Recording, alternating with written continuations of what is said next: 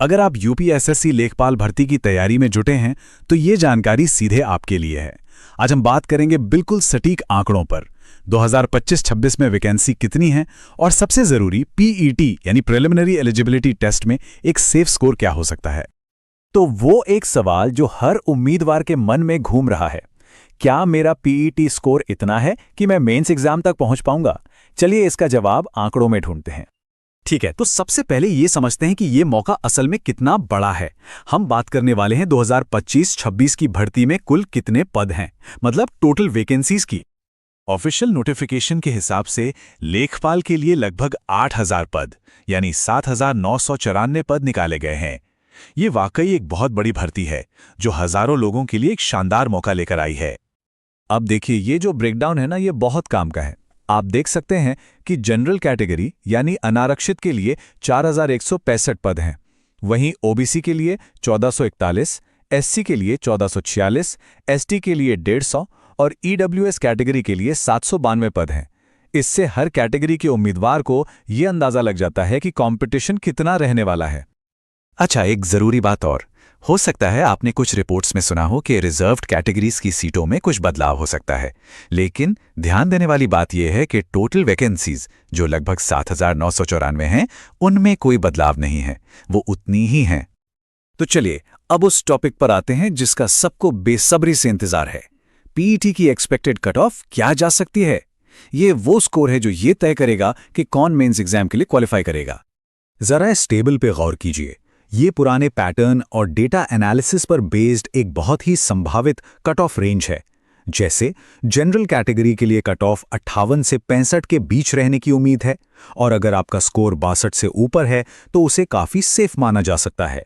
इसी तरह OBC, EWS, SC, ST और महिला उम्मीदवारों के लिए भी एक रेंज और एक सेफ स्कोर दिया गया है। आप अपने स्कोर को इससे कंपेयर करके देख सकते हैं। अब जैसा कि आप यहां देख सकते हैं, अलग अलग सोर्सेस के अनुमानों में थोड़ा बहुत फर्क है। हमारा जो प्राइमरी अनुमान है वो एक बड़ी रेंज दिखाता है, जबकि कुछ दूसरे सोर्सेस थोड़ी छोटी रेंज बता रहे हैं। इससे एक बात तो साफ है कि ये सब अनुमान ही हैं, कोई फाइनल नंबर नहीं। पर अच्छी बात यह है कि सभी अनुमान काफी हद तक एक दूसरे से मिलते जुलते हैं। तो सवाल उठता है कि ये अनुमान आते कहां से हैं? क्या ये सिर्फ एक तुक्का है? जी नहीं, बिल्कुल नहीं। इसके पीछे एक पूरी की पूरी साइंस है। आइए समझते हैं कि ये सब कैसे तय होता है। तो सबसे पहले ये बात दिमाग में बिल्कुल साफ कर लीजिए, ये अनुमान कोई हवा में नहीं लगाए जाते। इन्हें पिछले डेटा, एग्जाम के पैटर्न और कई दूसरे जरूरी फैक्टर्स को ध्यान में रखकर साइंटिफिक तरीके से तैयार किया जाता है ताकि एक भरोसेमंद अंदाजा मिल सके। कट ऑफ का अनुमान लगाने में 3 चीजें सबसे अहम होती हैं। पहला, पिछले सालों के पेट डेटा का एनालिसिस। दूसरा, कितने उम्मीदवार परीक्षा में बैठे और पेपर कितना मुश्किल था। और तीसरा है नॉर्मलाइजेशन प्रोसेस, जिसमें अलग अलग एग्जाम सेट्स के स्कोर को एडजस्ट किया जाता है। यही तीनों मिलकर एक सटीक अनुमान की बुनियाद तैयार करते हैं। अगर हम उदाहरण के तौर पर देखें तो पिछली पेट परीक्षाओं में जनरल और ओबीसी कैटेगरीज की कट ऑफ लगभग 62 से 63 के बीच थी। यही पिछला डेटा हमें आज के अनुमानों के लिए एक मजबूत आधार देता है। तो इन सभी आंकड़ों और एनालिसिस का आखिर मतलब क्या निकलता है?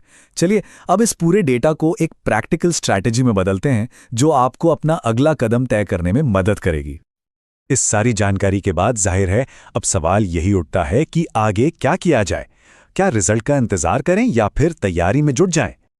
तो देखिए, सीधा और साफ निष्कर्ष ये है, अगर आपका पीईटी स्कोर हमारे बताए गए अनुमानित कट ऑफ के आसपास या उससे ज्यादा है तो आपके शॉर्टलिस्ट होने के चांस बहुत बहुत ज्यादा हैं। हमारी तो यही सलाह है कि बिना एक भी दिन गंवाए मेंस की तैयारी शुरू कर दीजिए, क्योंकि कंपटीशन बहुत तगड़ा होने वाला है। और आखिर में मैं आपको बस एक सवाल के साथ छोड़कर जाना चाहता हूं। कट ऑफ की चिंता में वक्त बर्बाद करने से कहीं बेहतर यह नहीं है कि हम अपनी पूरी एनर्जी और फोकस तैयारी पर लगा दें, क्योंकि असली रणनीति तो वही है। सोचिएगा जरूर।